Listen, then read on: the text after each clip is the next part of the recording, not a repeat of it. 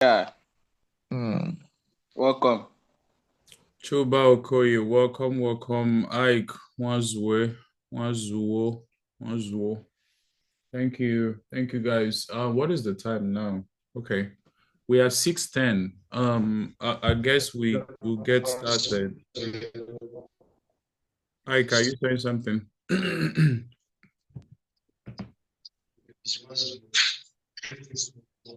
All right, guys, please help me ping some other folks. Let's get more people here. So this meeting will take the same format like the other ones. Um, you know, I truly want this one to be more of so I have like slides to go through today, and then we'll have men's conversation. I got bankata man to man, right? So I am just the person facilitating the conversation. I am not in any way better than anybody, right? Your opinions and suggestions are so valuable to me because we all are going through this thing called life together, right?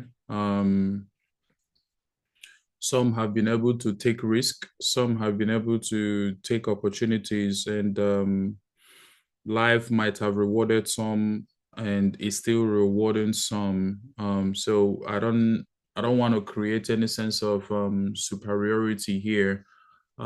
Just want to let everybody know that you are free to ask questions and all whatnot, right? So it's very, very important. Some of the things that I'm going to share with you today, some of them are new to me. I found out as I was doing my research. So this is one of those conversations you truly, truly want to pay attention to. It wouldn't make any sense na ABSC, this type of meeting, and then you go back home the same, right? So I would want everybody to give me your attention. I'm going to run through the slides as fast as possible so that we could get into the conversation and get into the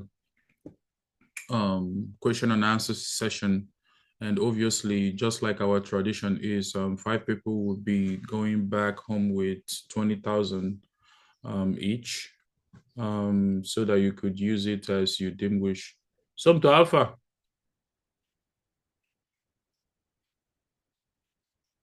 you're on mute. Congratulations, by the way, Alpha Momaricha video. Oh, congratulations. Alpha Momaricha video, love you, they post to. Ana m alụ Congratulations, brother. Alpha Momaricha Merenụ video, love congratulations you, they ụlọ ọ post. na-ala ata. It is well. Ihe dị mma bịaba, biko. All for some more. Congratulations. All right. So Congratulations na. Ka anyị bido real n'ụklas. quick, Somto, are you going to be available? You're going to be available, right, for some time because I want to send like all the money for the people that will win stuff for you to disburse. Is that possible?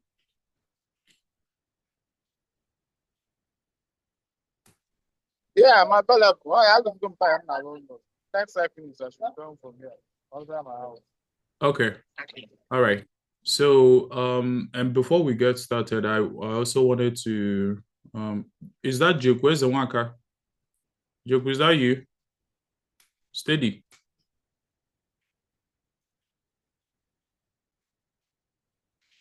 Okay. So I also wanted. Yes, that's me. Okay, Steady. Welcome. Thank you for joining. I also wanted to bring to notice about the book. This book here. I think everybody should read this book. I think if you run any type of business or anything, please get this book and read. I am going to be sending some to the money too. I don't know how much they are selling it in Nigeria. To be honest, I cannot keep this book down. Like, it is so interesting to read, right? And then his storytelling capacity is just amazing. A lot of people will say he was born into wealth, but yeah, a lot of people that were born into wealth don't actually go ahead to do better than their dad or anything like that, right? So it's actually a very interesting read, which I think everybody should devour, read the book. So I will send all the money to Sumto. I think I posted what I posted in the group chat, and perhaps sometime in November or December, we can all gather together just like this and do a review of the book if you guys are interested.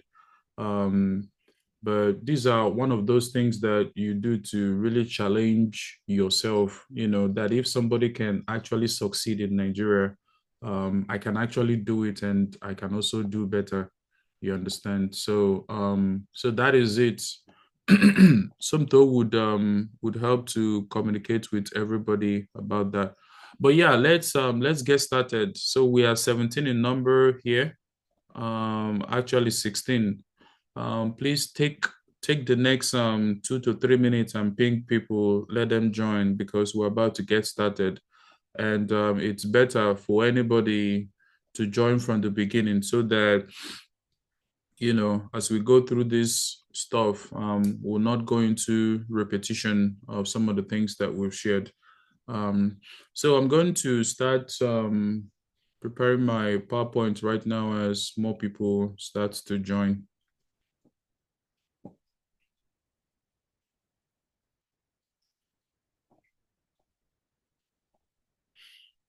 All right, can you guys see my screen?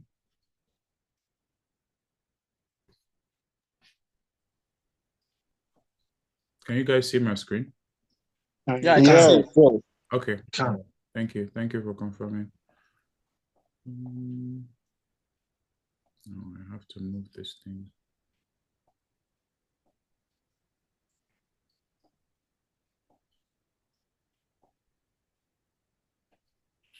All right. Sounds good. Sounds good. Thank you for confirming. And so we're getting started. All right. So men's mental health. And just like I was saying, yesterday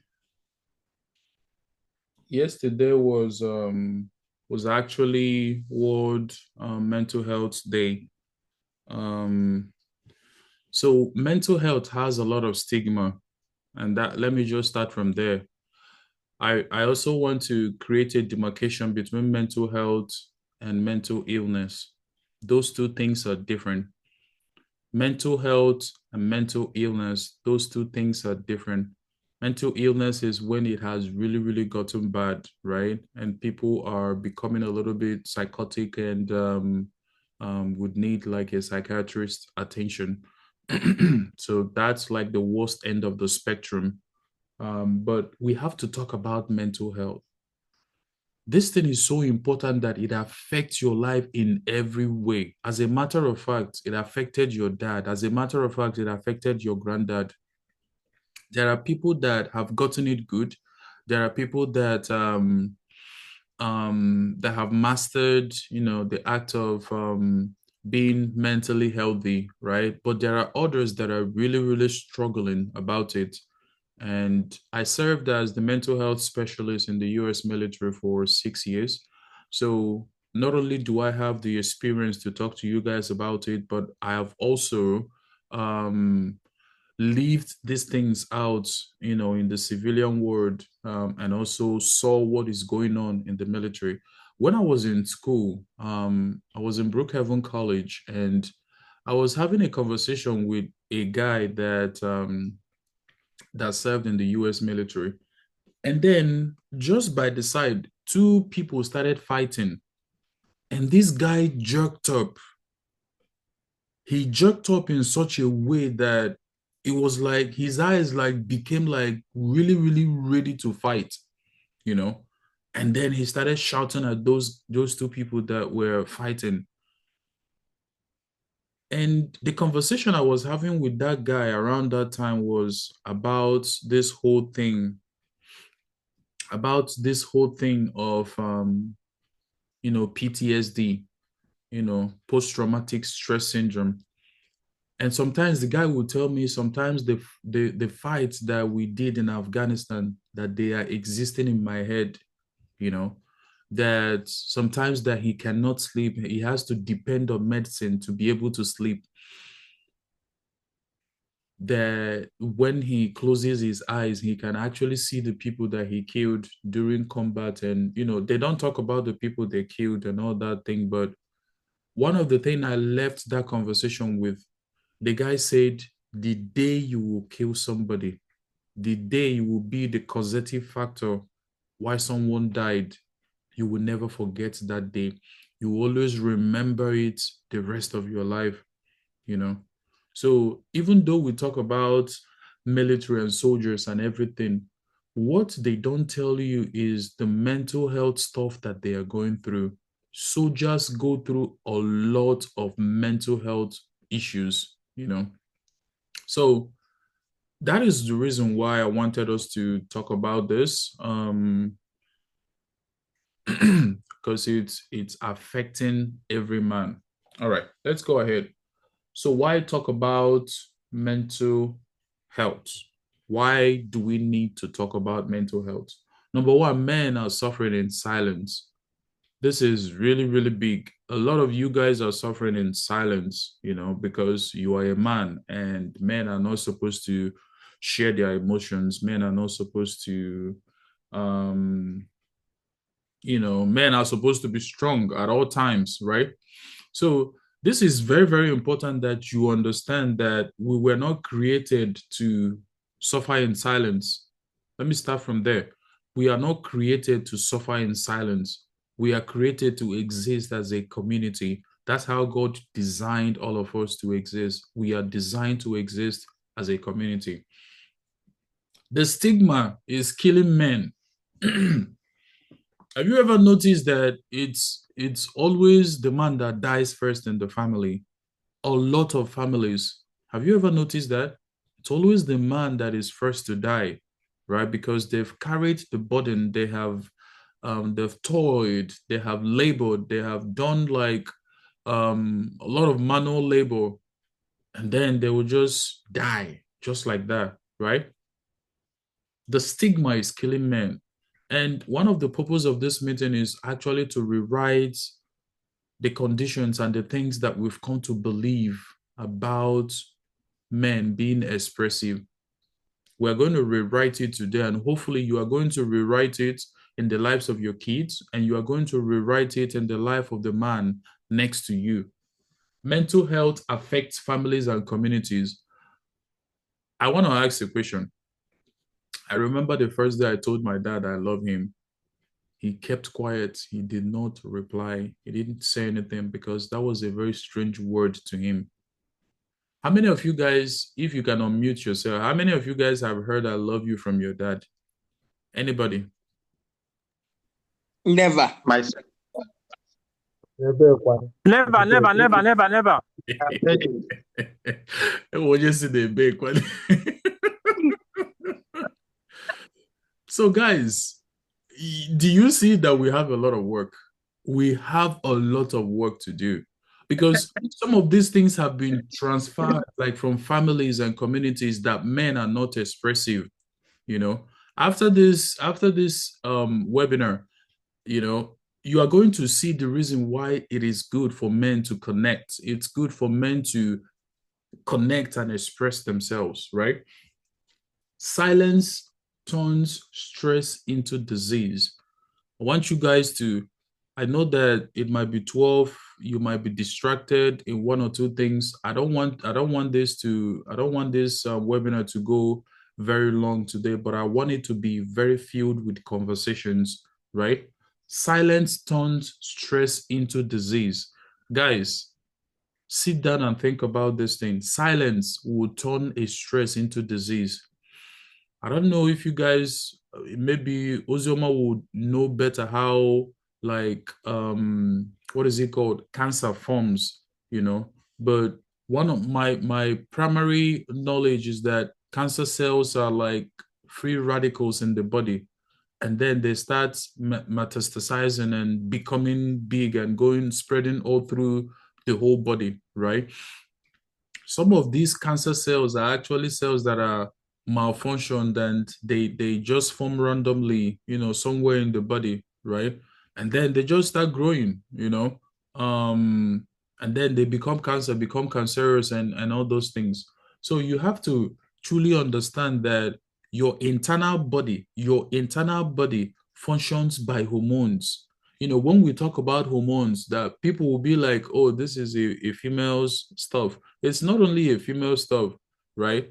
So if I go to hospital and get like maybe very tint, very, very, very small tint of hormone and pump into your body, it changes your chemical composition. Hormones are so powerful that you have to understand that these things can actually change your mood. So the thing is that women tend to have some hormones in more concentrations, right? And that's the reason why, when they go through their cycle, they seems to go through emotional cycles as well. So you have to understand that we, all of us, everyone here has like different composition of hormones, testosterone, adrenaline, and all those type of things. And we're going to get deep into some of those things. So when your body stays in an elevated state of stress, that is when you start malfunctioning. So you are not supposed to stay in an elevated state of stress for a very, very long time. And we're going to talk about it here. Vulnerability builds strength. Guys, a problem that is shared is half solved. I know this thing firsthand. And as a man, I am going to tell you that you need about 2 to 3 deep friendship. You need about 2 to 3 deep friendship in your lives. A lot of us think that we actually have friends, I want to bust that bubble for you. Most of us, we don't have friends. We have people that we can joke about, people that we can talk things about, people that we can do all sort of things with. But then when you know your friend, when you want to know a friend is known in time of crisis. The Bible says that a brother was born for days of adversity, right? So when you truly want to know who your friend is, it is during the days of adversity that you know who friendships are. So my goal for every man here is to have at least 2 to 3 deep friendships. When I talk about deep, these are people that you can be free to unburden and talk about stuff. A lot of us have concern, and I do have that concern too, about the things that we share with others and how it's going to be used against you. Some of the things I'm going to be sharing with you, you are going to understand that we were created to live and to exist as a community. And that's the reason why I love community. That's the reason why you see me very active in DOBA, because I understand the power of community. And nobody is going to teach me or just dissuade me outside of community. I am actively building community. Right now, I am building a men's community to be talking about some of these things that I'm discussing here. The men's community, we pray every Thursday and we share stuff that helps to elevate the lives of everybody involved, right? So that is what we are going to be talking about. And God cares about the whole man. God cares about you. God cares about how you're doing. God cares about your mental intellect. God cares about the people, cares about your brother. Now, challenges in men's mental health, culture and stigma. There is a pressure to suppress emotion, and I'm sure that most of you guys have seen this. You're telling your child, hey, stop crying, you're a man, blah, blah, blah, blah, blah, blah, blah, right? Men are not supposed to cry and all those things. So it became like a stigma for a man to truly express his emotion. Why? I asked that question again. Why do you guys think that on average women live longer than men? Can somebody just unmute? Because I want a conversation right here. Why do you guys think on average that women live longer than men? Because most women have the emotional support. Great. Thank you, Craig. Emotional support, yeah? Any other person? Yes, women do talk. Women do talk. That's great. Any other person? Men are suppressed emotionally. Men suppress their emotions emotionally. Yeah. Men would rather die than share some sensitive information. Say that again, sorry. Men would rather die than share some sensitive information. Wow. Wow. That is huge. Big energy. Yeah, I believe that men takes care of the women more and ignore their own needs and their own support. That is powerful. That is powerful, you know. And we hear some talk right now that I really want to men rather die than share some stuff. This is like, it's mind blowing. Okay, guys, think about it. Think about it. There is something called explosion and there is something called implosion, right?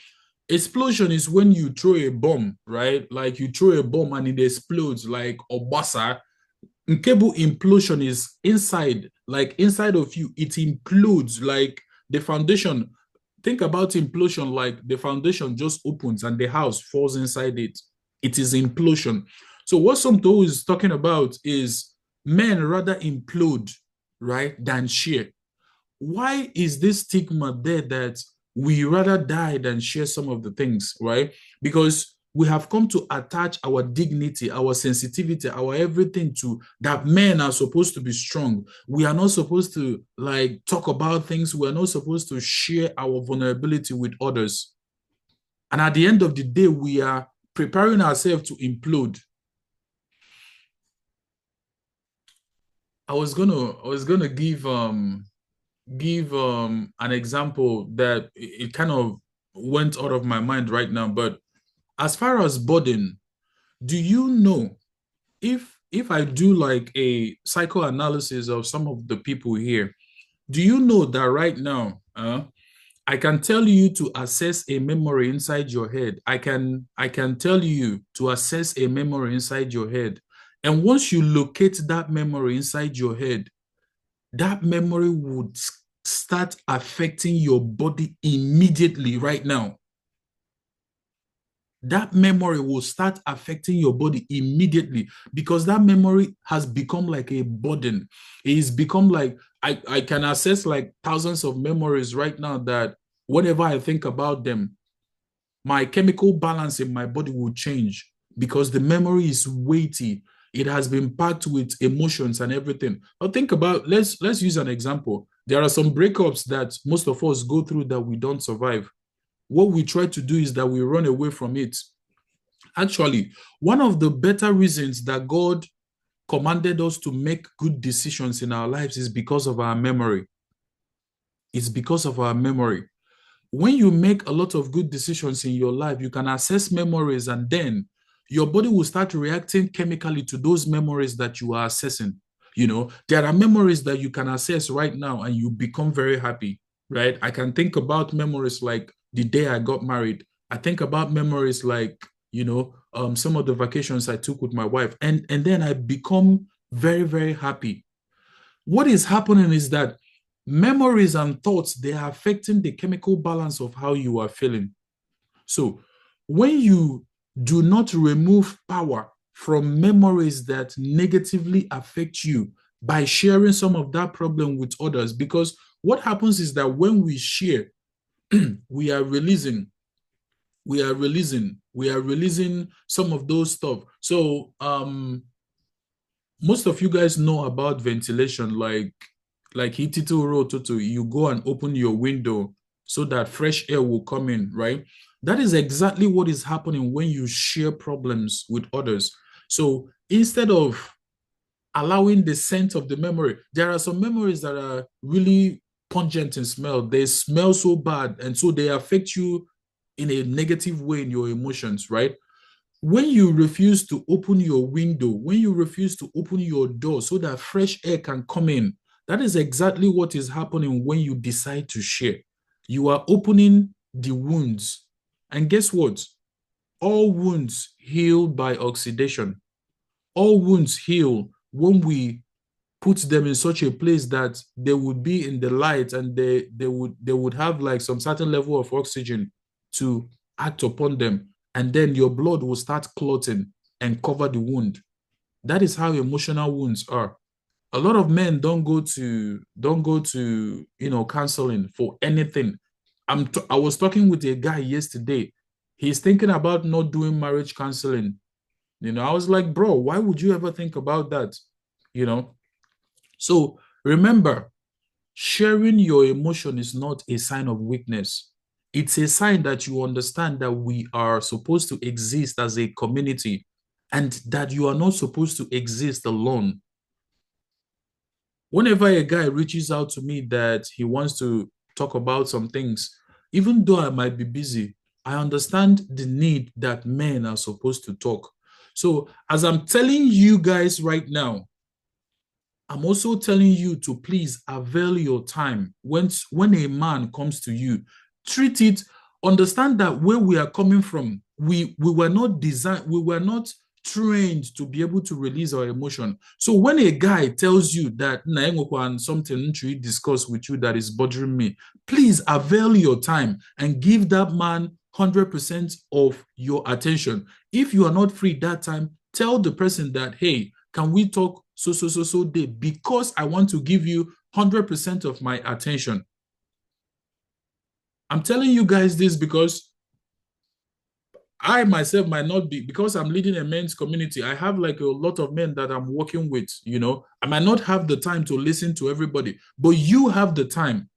And so this is the period that we have to think about, who are my 2 to 3 deep friendship. I want to ask you a question. If you guys here, right, have about 2 to 3 deep friendship, when I mean deep friendship, I mean somebody that you can call up the phone right now and tell the person, something to discuss with you. There is something I'm going through right now, right? If you have that type of person, can you please maybe say yes or no? Like 2 to 3 deep friendship. And with somebody where Yes. that's very good. Any other person? 2 to 3 deep friendships. Yes, I do. Beautiful. Beautiful. I'm gonna tell you that I have 2 to 3 deep friendship. Yeah, Obinna. Do you have that? But that way, that cannot happen. Okay. All right. So I'm gonna tell you that even though I have like 2 to 3, I have like about 4 or 5 thereabout. You know, I'm still not free to share like literally everything with all of them. It's a work in progress. I think as of right now, I'm only free to share everything with just one person. It's always a work in progress, you know, but you have to always be always on the lookout. Bros, this is the reason why we are in this DOBA group. This DOBA group is not only to be raising funds or to be going to burials, you know. It is a place where you can form deep friendships. Forget about all this shallow stuff that we do in DOBA. It's a place where you can form deep friendship. Figure out the people that are your tribe. There are people that are your tribe. There are people that you gel with, you work with very well. Figure out those people. So real quick, reluctancy to seek help. It's usually very easy for women to seek help than men to seek help. Just like Big Energy said, usually we take care of every other person. We take care of everything around us because we are called to be protectors, but not to protect ourselves, right? So we have to start changing this narrative. It's good for you to take care of yourself. Bros, you have to go to that spa at least once in a while. Have them cut your nails or just treat you very well. Have a feel. Treat yourself to a new feeling. It's not only drinking alcohol. That's not the only thing that you could do to help yourself or better yourself. Drinking alcohol is not the way, right? Anger and emotional expression. A lot of people hang on to anger. These are some of the, you are going to see how anger can actually make you start getting old.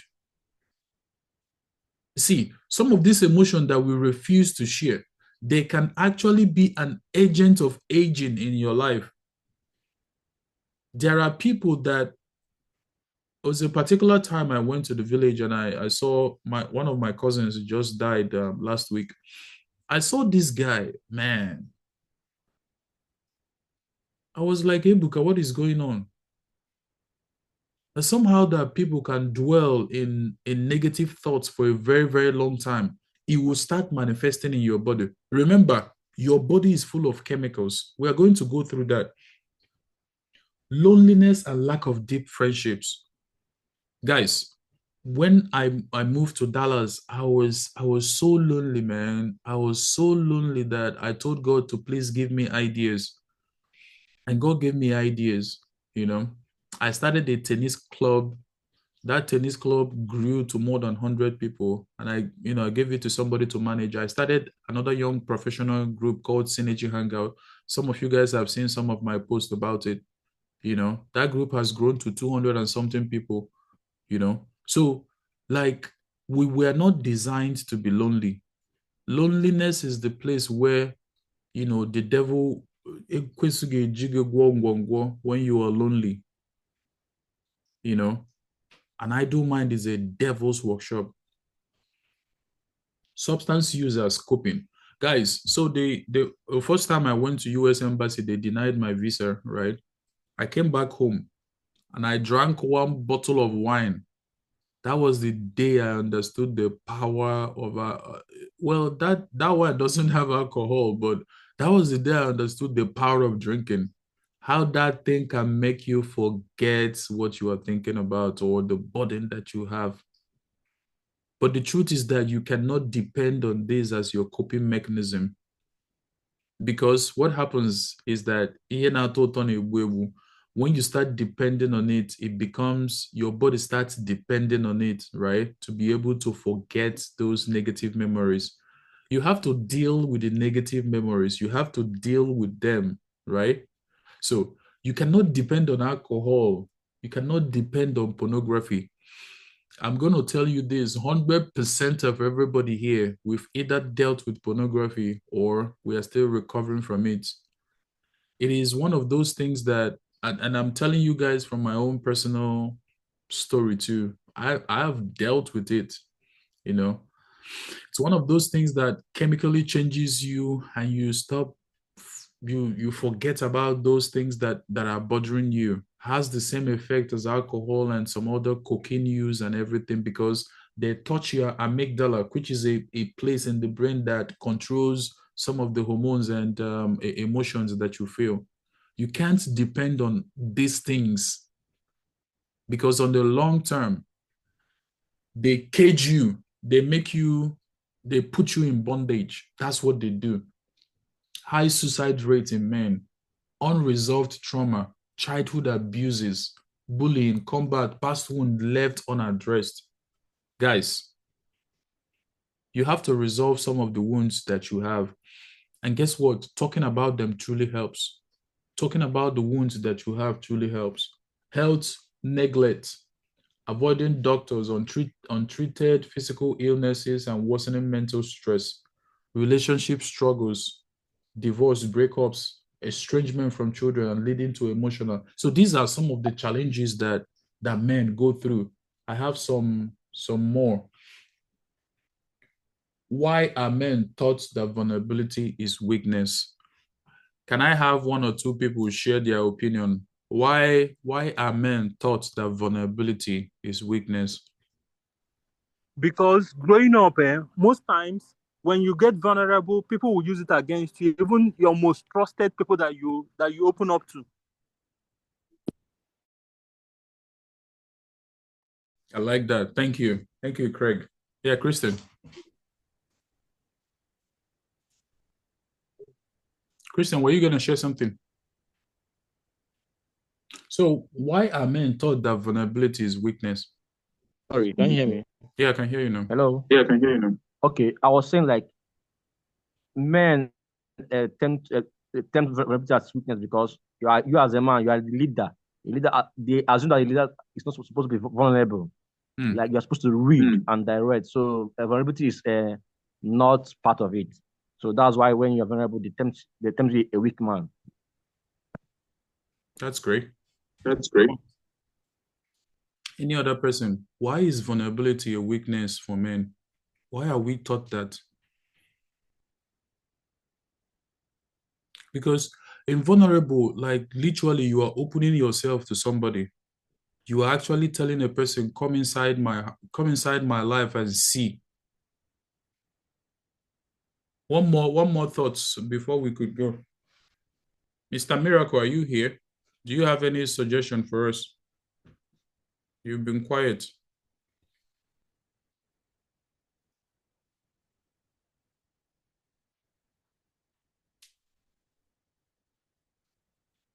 Yeah, Engineer Pascal, go ahead.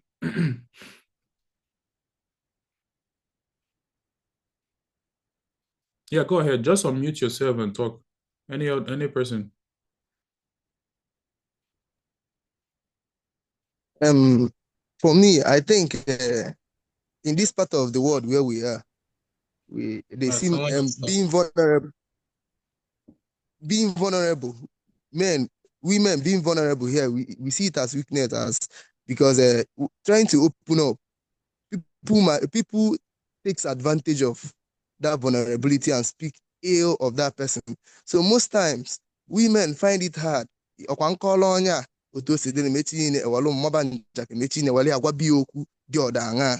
instead of that kind of a thing, women try to hold back, not letting out.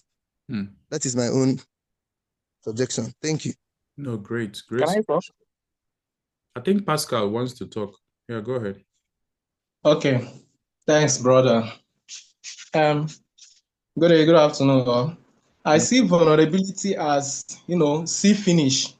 There is this term, see finish. When somebody tends to come closer to you and then glue with you, only to come and get the intricacies about you.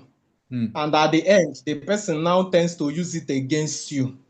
The person knows everything, in quote, about you. And then the person now tends to use it against you.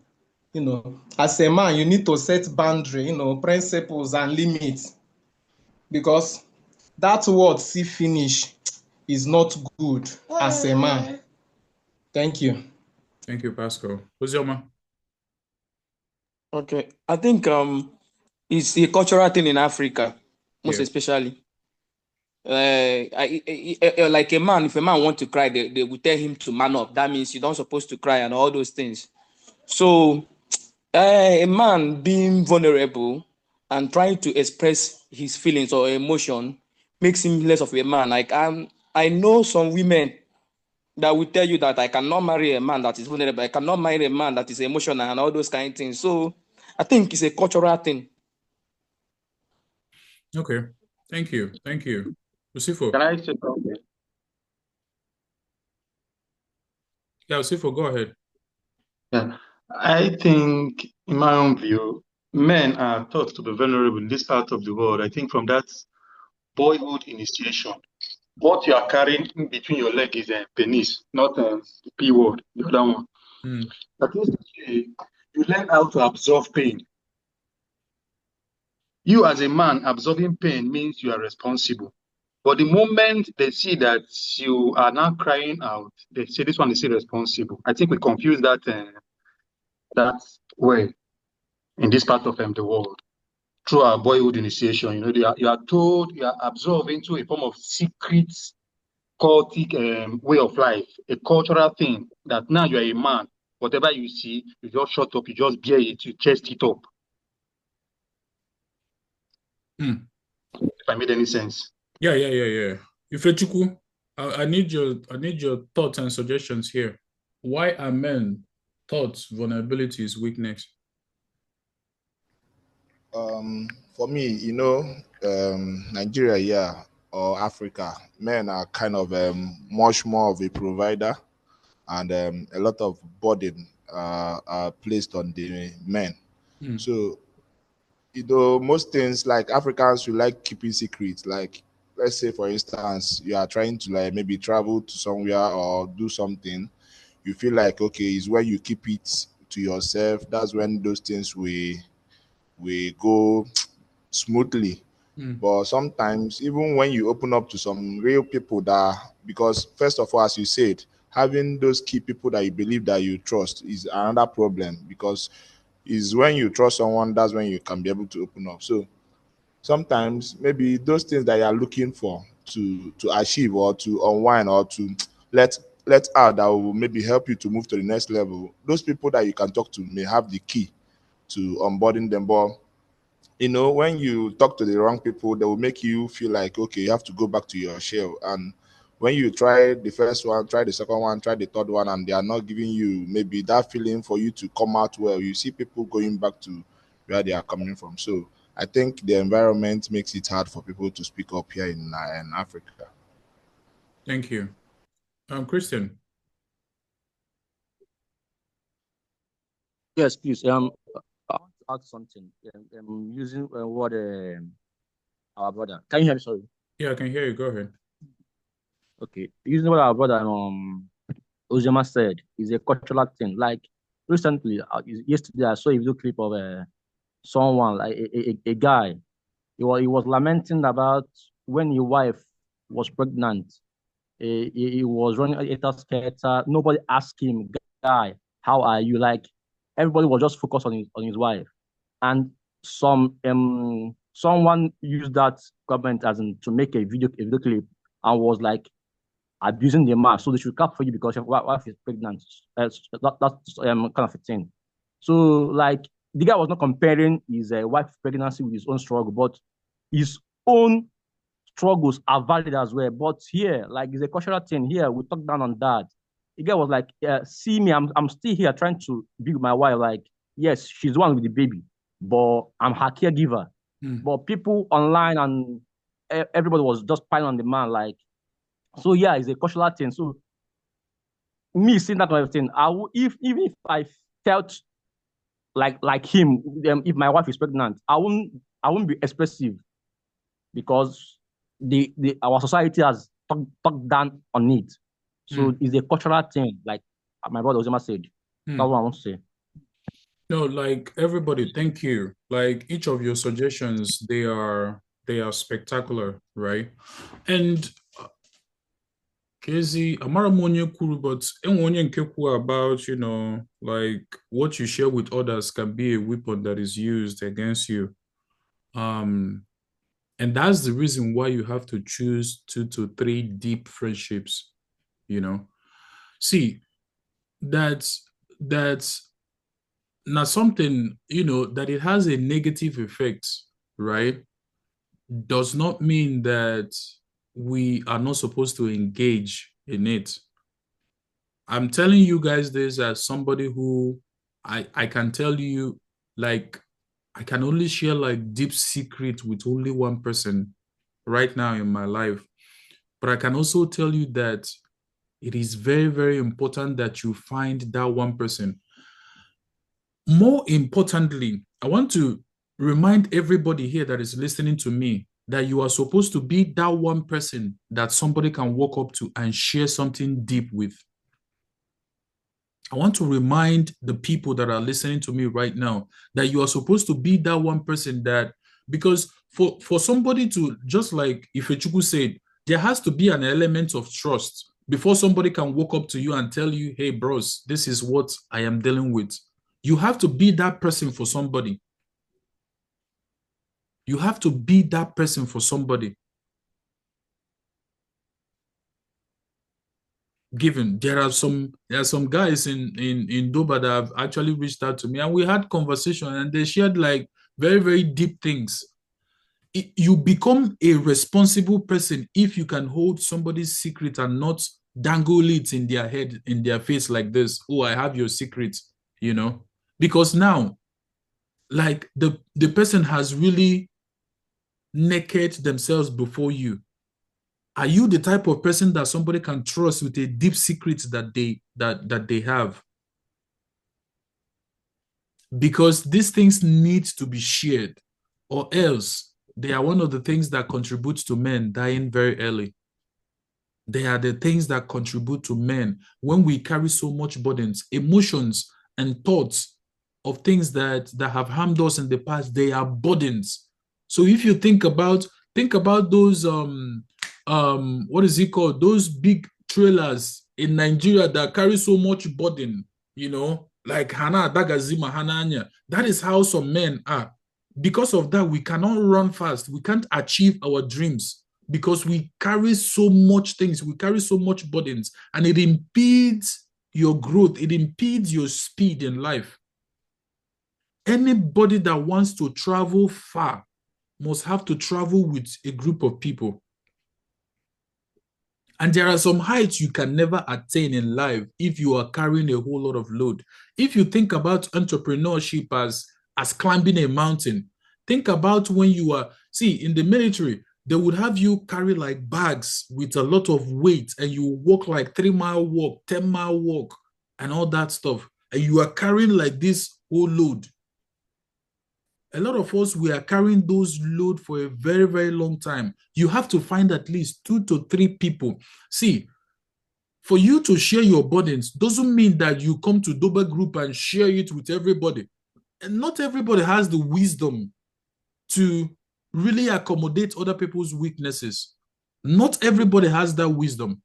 As a matter of fact, there are people, me and them, we are very close, but I can never, ever share anything deep to them because I don't respect their level of wisdom. I don't respect their level of privacy. I don't respect anything. Every other thing we share is just in the shallow. We talk about shallow stuff. Hey, how is your family? How is everything? We are very shallow. But then again, you have to find deep people. And I want you guys to take this as an assignment. Everybody here, call one person and check up on them deeply. At least one person. Joya Nakekime, are you truly happy in life? Like, ask very deep questions. Because you cannot expect friendship when you have not become a friend. Guys, this thing I'm telling you guys is very important. I am going to share. I am very passionate about this because I have seen things. So historically, men, we are warriors, we are protectors. So historically, men would go out in the woods. Men will go out and hunt. They will go out and so we are correlated with strength. So if you think about a man, you are thinking about strength. You are thinking about somebody who does things in the house. There is a correlation of strength when you think about a man. So we were not conditioned to show weakness. And that is okay. We're not conditioned because not everybody should see your weakness. That is my own thing. You cannot come and show your weakness to the world. Not everybody should be seeing your weakness. So across societies, we are told to man up and be strong. This has conditioned men to always show strength everywhere. Guess what? At some point in time, somebody has to see your weakness because you have to unburden. You have to find that one person that you really need to unburden. Trust me, these things are therapeutic. They are therapeutic in nature. Some men grow up with fathers and role models that never expressed emotion. Just like we asked the question, how many of your dad have told you, I love you? We have to change that narrative in our lives. We have to change that narrative.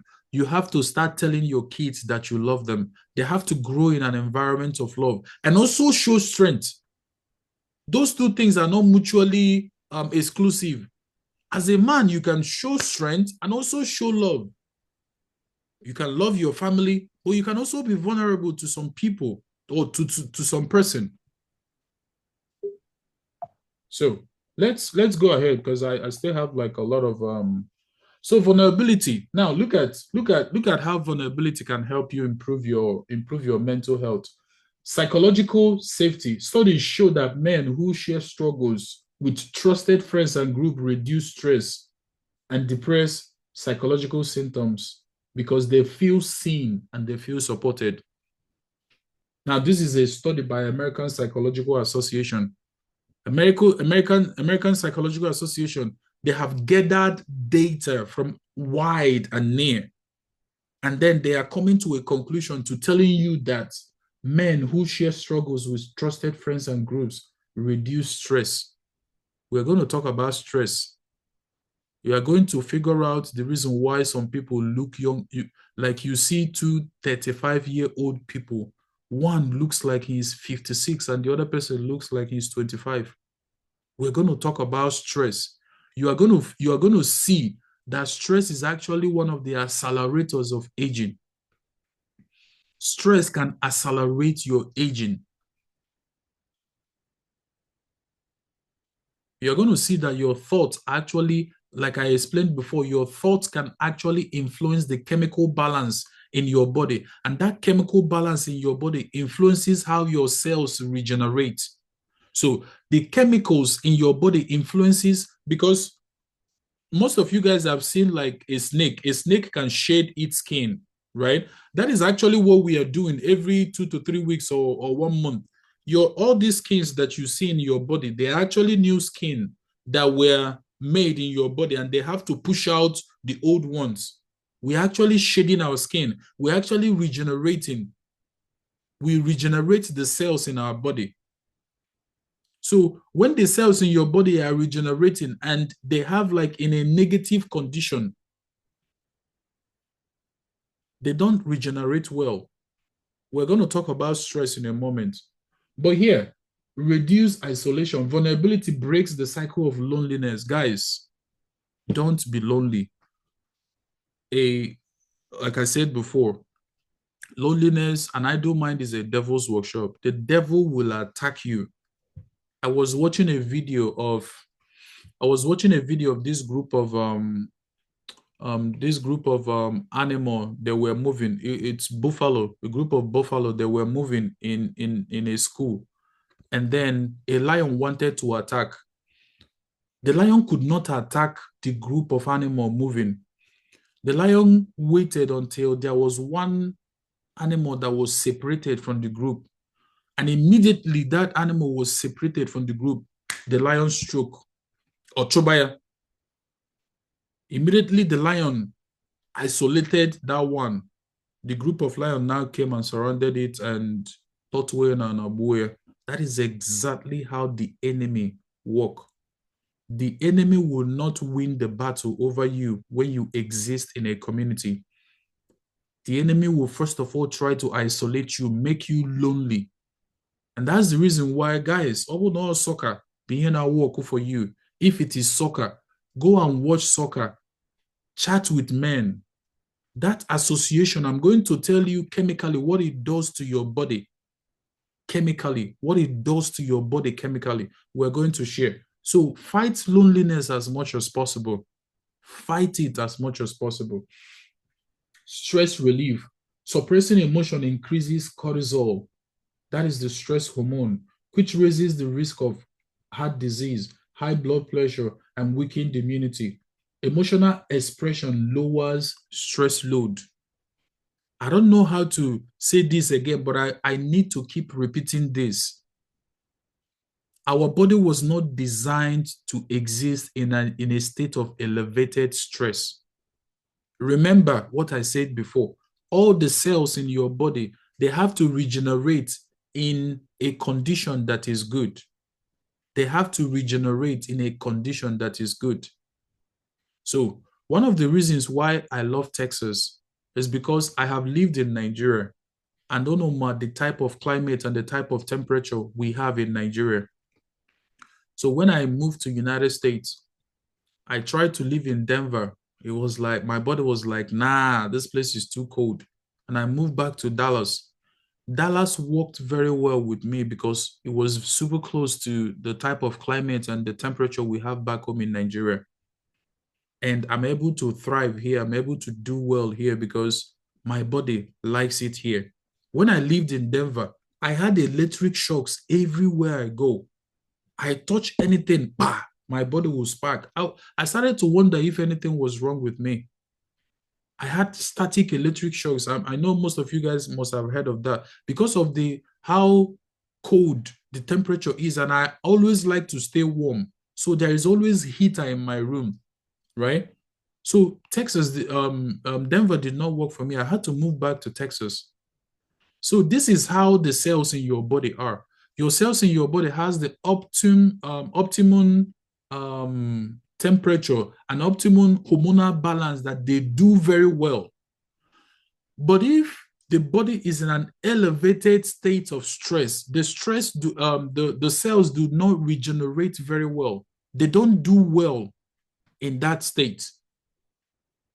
So, and then talk about endocrinology, which is what I was talking about, emotions and how adrenaline and cortisol, how they work in the body. So let's talk about the neurology of emotional suppression. And this is where I want every one of you guys to please pay attention, right? There is something called the hypothalamic pituitary and adrenaline. It's a very long word, right? But when you are in an elevated state of stress, right? This thing floats your system with cortisol, and cortisol is the stress hormone. So think about this, guys. You walk into DMGS, you walk into Dennis Memorial Grammar School, right? And then by the right-hand side, there is a library. And then in front of you, that's the senior building. And then you walk inside the senior building. You walk through the tunnel. And then Igafe go through the tunnel. Epotase to the other side. To your amazement, there was a lion by the right-hand side. To your amazement, there is a lion by the right-hand side. What are you going to do? You are going to jerk up, like your body is going to quake. What happened then was that your body pumped adrenaline into your system. So adrenaline is that hormone that helps us to get in the mood of flight or fight. So you either flee from that lion, right? Which I think I would do, and most of us would do, right? We flee from it, or you fight. Indeed, you're ready to die, right? You just saw a lion, right? Are you going to flee or fight? You understand? So that is adrenaline. But this hormone called cortisol is the hormone that helps you stay in an elevated state of stress for a very long time. So cortisol will come, or jack you get up, you either run or flee, right? But adrenaline will jack you up, but cortisol would work and make sure your stress is elevated for a period of 2 to 3 days or even 1 week. That is the thing with this thing. So you have to understand that even though that you saw the lion once, your body can actually be in a state where it feels like it is seeing the lion every day. And think about it. That is what happens in some of our minds. Some of us hold thoughts. We hold ideas for a very, very long time that our body and everything starts holding on to that particular stress memory. And then your body starts regenerating. Your body starts becoming the stress that you've been thinking about.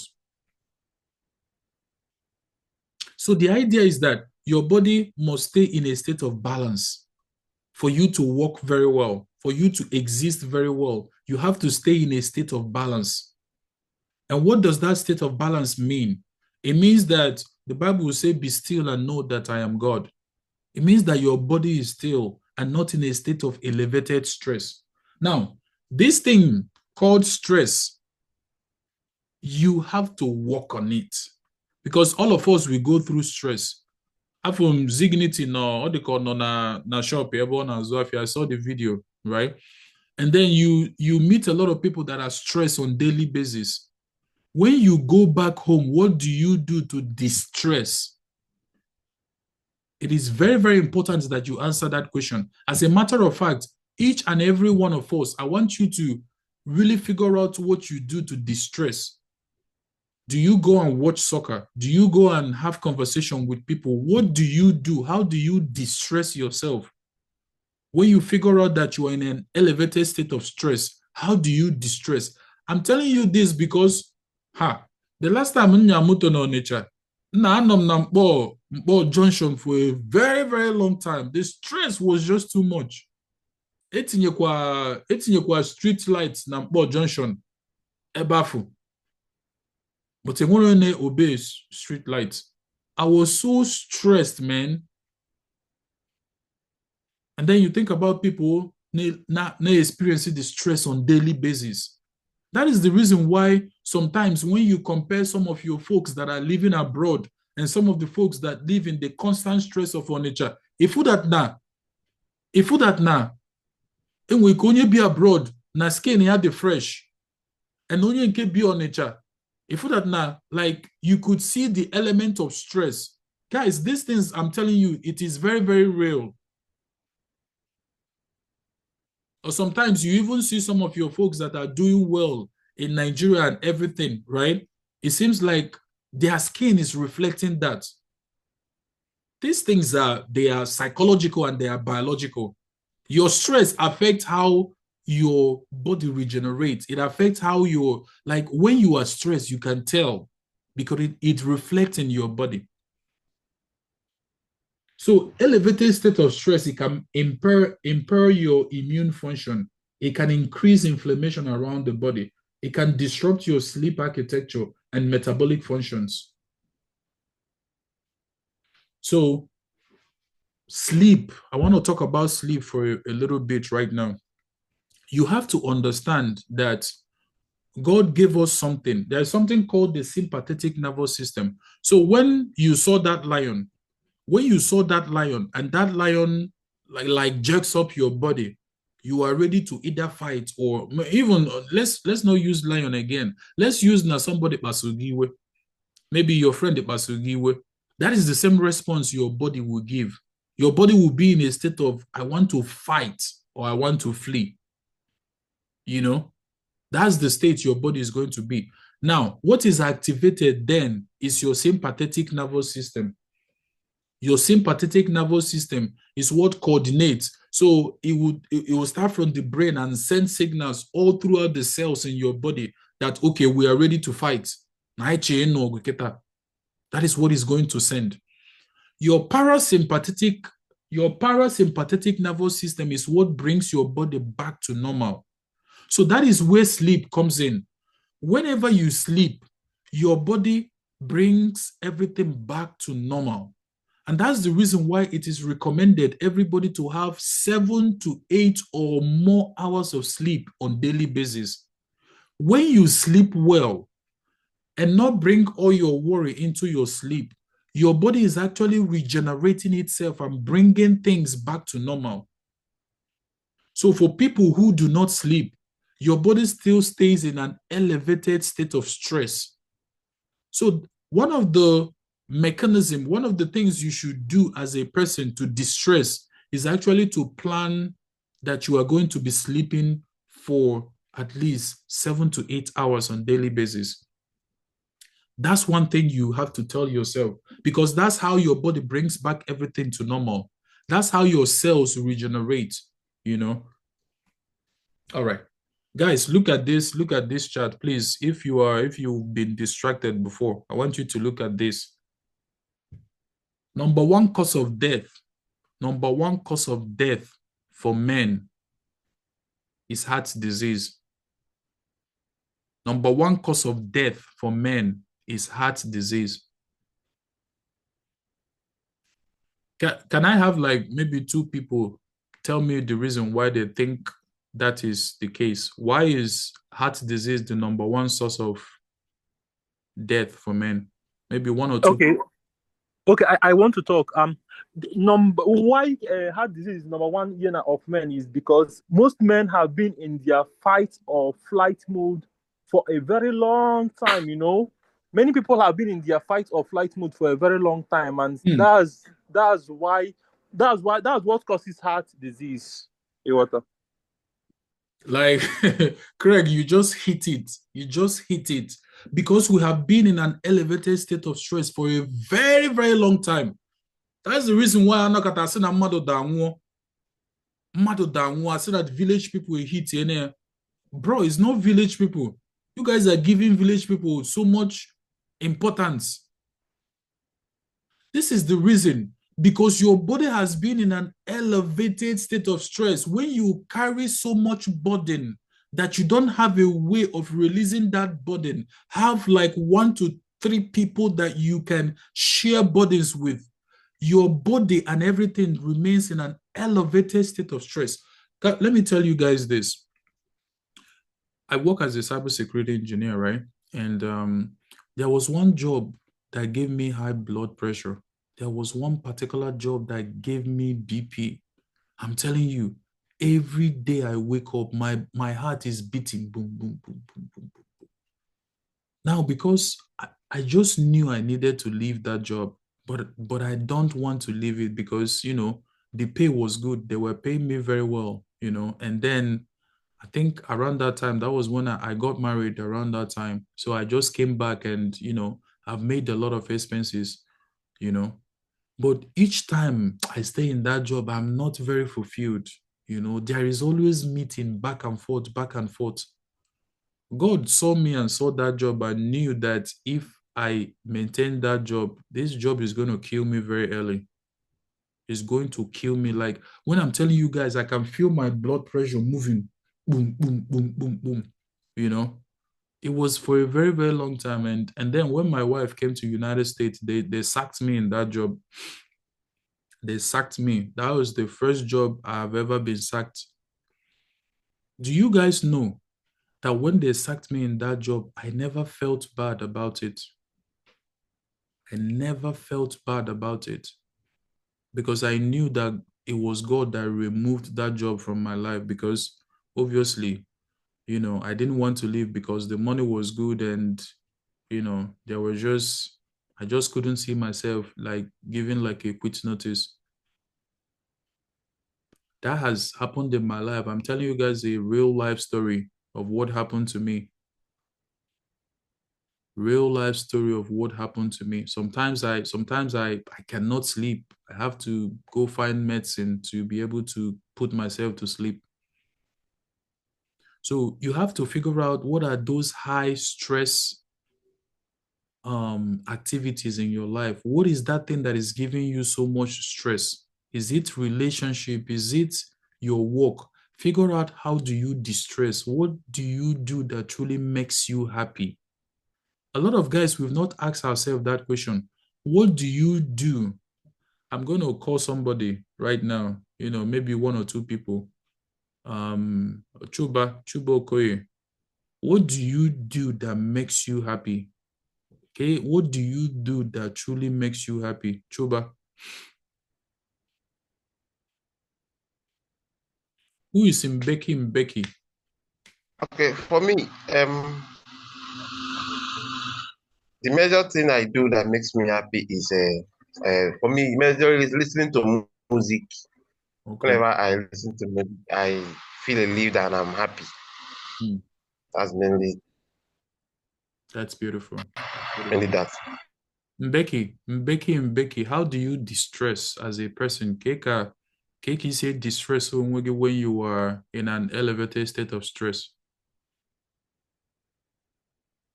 Hello, playing a game like Okay, PS. video game. Yeah. Okay. Then maybe seeing some movies that are interesting, maybe like comedy movie. Okay. Or that. That's good. That's good. You have to find 1 or 2 things that help you to distress. Your body has to be in a state of homeostasis. I think China made that in biology. It has to, your parasympathetic and sympathetic nervous system have to work. They work in a cycle, right? They work in a cycle. Mr. John, I have a question. Yeah, go ahead, bro. Okay, somebody like me now, what makes me distress is sleep. Like if I'm in my flight or fight mode, the only thing that makes me get back to myself is sleep. And I can't just sleep without, maybe I have to take alcohol or I have to do something that will make me sleep, and that's alcohol for me now, right? So I don't know, like, is there anywhere that I can walk? Because I can't just sleep because at that moment I'm stressed out. Okay, I can go for a walk, but even when I come back from the walk, I'm still not myself, you know? So I just have to take something that will make me feel lighter, then help me to sleep. Then maybe when I wake up, I can just begin to, start getting back to my normal self. So Okay. I don't know. Yeah, bro, this is a very honest question that you have asked, and I want to answer it honestly. Your body, you see this body that we see, right? It's you can train your body to behave somehow. You can train your body to depend on alcohol for you to be in a relaxed mood. You can also train your body to do whatever you want it. So your body is a program. It's like a computer program which you are writing. You are always writing codes for your body, and you can reinforce those codes or decide not to reinforce those codes. I tell you this because so there is something I started doing. I started waking up at 3:30 every day in the morning. I wake up at 3:30 in the morning because it just helps me. When I wake up at 3:30, I can be able to pray. I can be able to read. So before my workmates are waking up at 7 and getting to work, I'm already awake for 3 hours, and I've accomplished a lot compared to the normal person. Now, for me to be able to do that, I have to be able to rest very well. That means I have to sleep very early. So I sleep at 8:30 and all that. So what started happening was that I was finding it so hard. I was finding it so hard to sleep at 8:30 because normally my sleep comes in at around 10. And sleep is one of the best ways I distress myself. Whenever I sleep, my body comes back to normal, just like you, Craig. So there is this tea I started drinking. I drink that tea. It has some sleeping content in it, and it helps me, just puts me to sleep. But I knew that I did not have to depend on that particular sleep, that particular this thing. So I literally have to start training my body. So what starts happening is that when I know that my sleep time is at 8:30, right?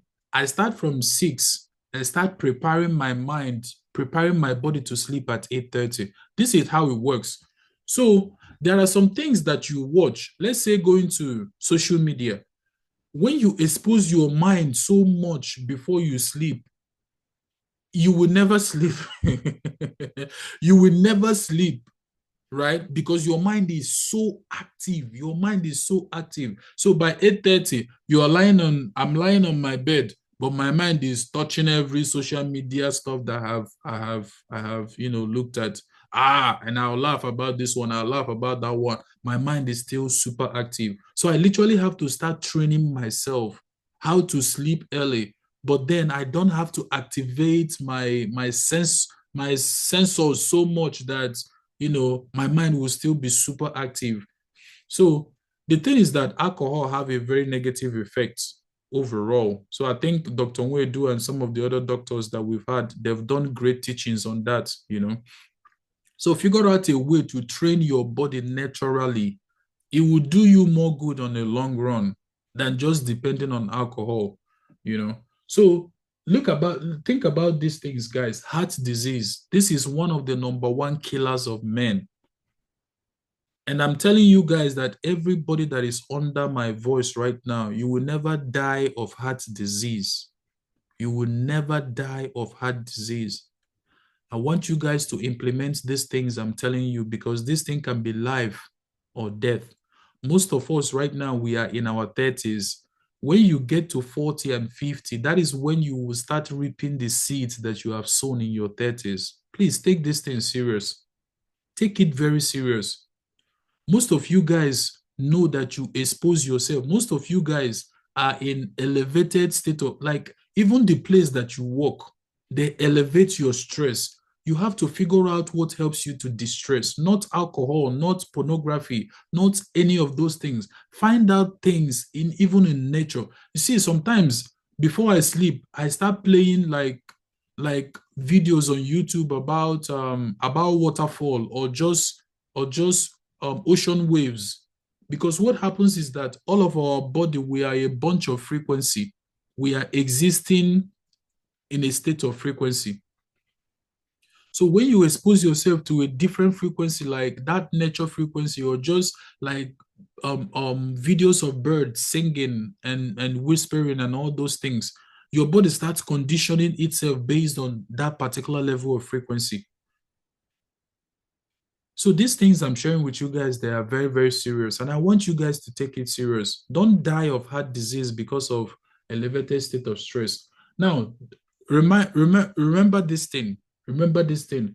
This is called allostatic load. Allostatic load, this is the cumulative wear and tear of the body from chronic stress. So this is what your DNA looks like. It's called telomere. It's what your DNA looks like. And the image by the right here, this one, is what happens when the telomere starts wearing off and they become like this. So your cells in the body will start making proteins and everything based on this particular DNA structure. This is what causes aging in a lot of guys. It's what causes aging. So if a young guy gonna be to school, if we are wrinkles jugo yiru already, because the more your body stays in an elevated state of stress, the more it affects how your cells regenerate.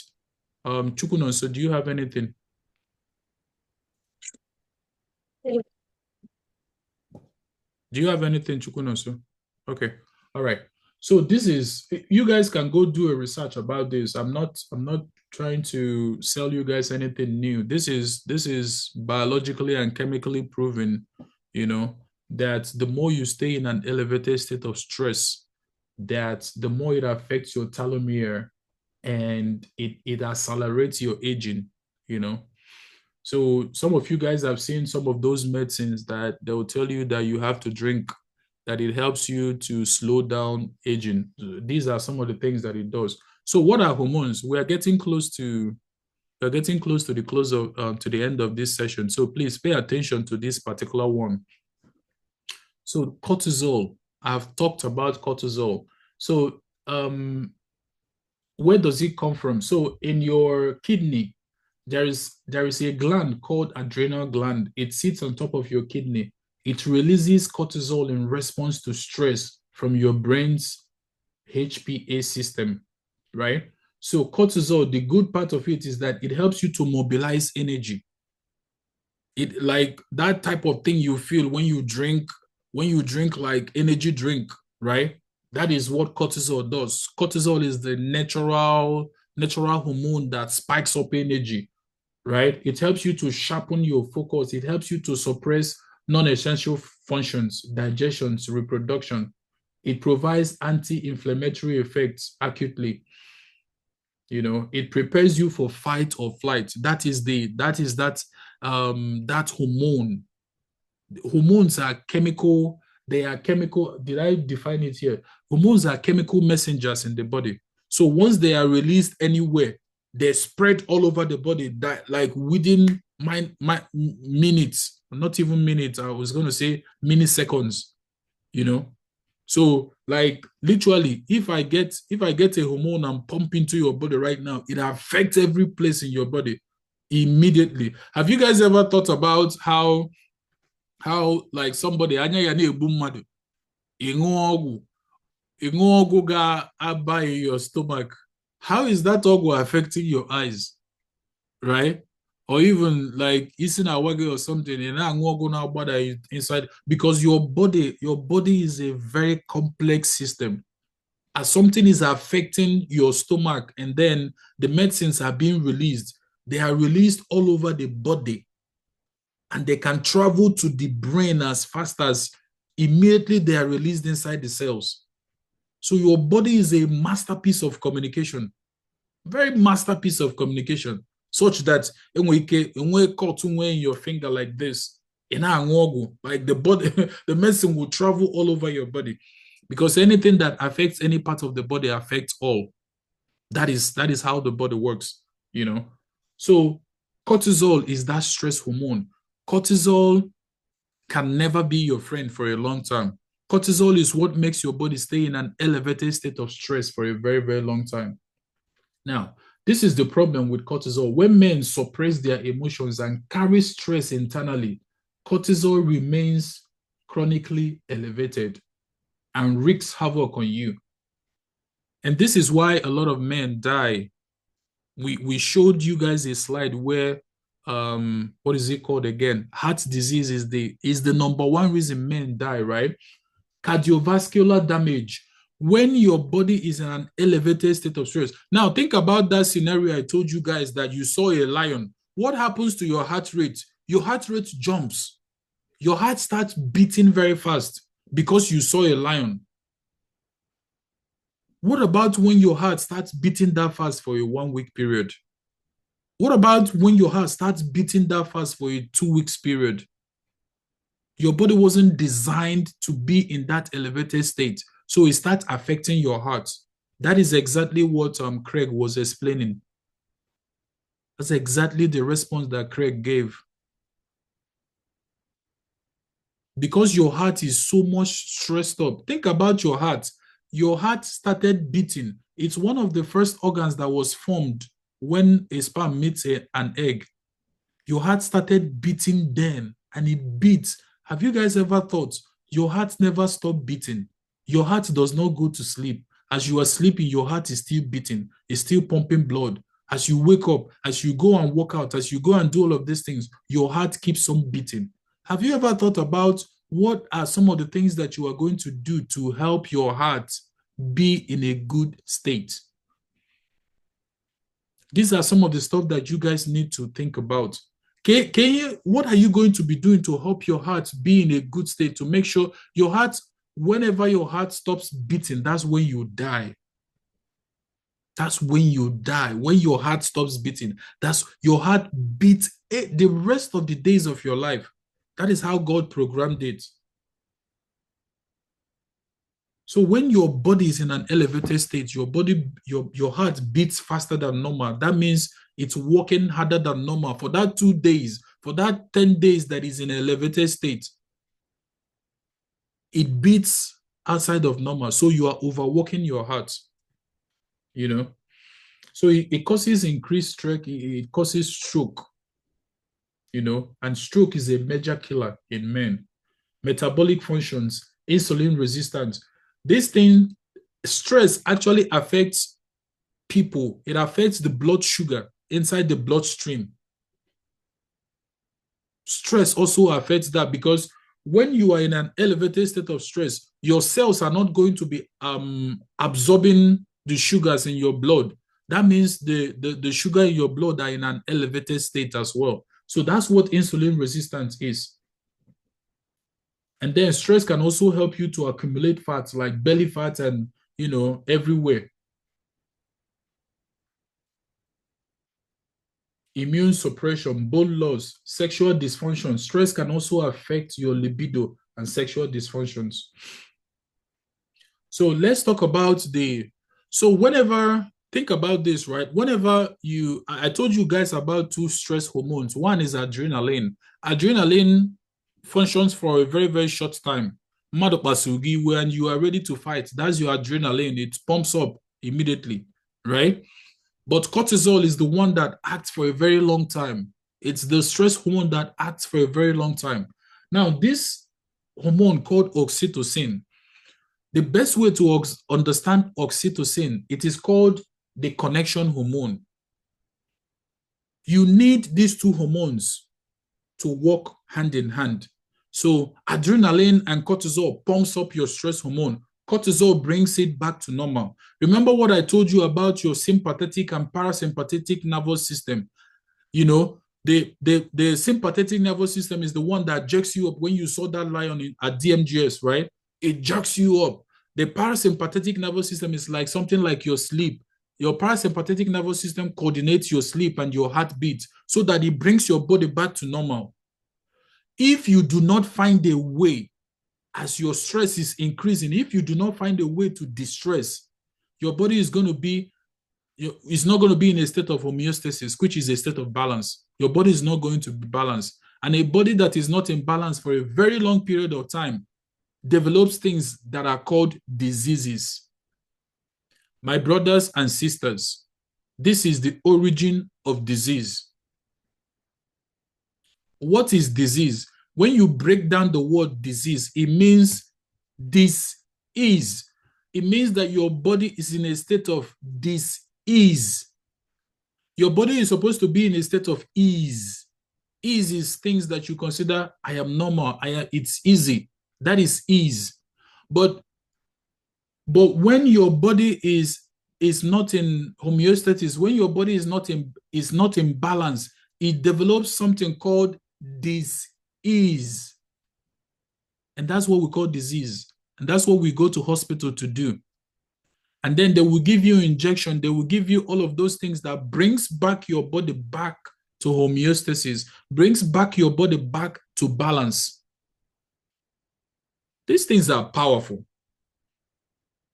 There are some people here that I have not gone to hospital for a very, very long time because I understand these things. I understand the power of sleep to bring my body back to normal. I understand the power of fasting. Fasting is also another thing that helps you to distress, but fasting is work because, we're going to talk about fasting another day. But you have to make a list. You have to understand these are some of the things that I do to bring my body back to balance. If you don't do that, you're going to be having disease here and there. You're going to be having disease here and there.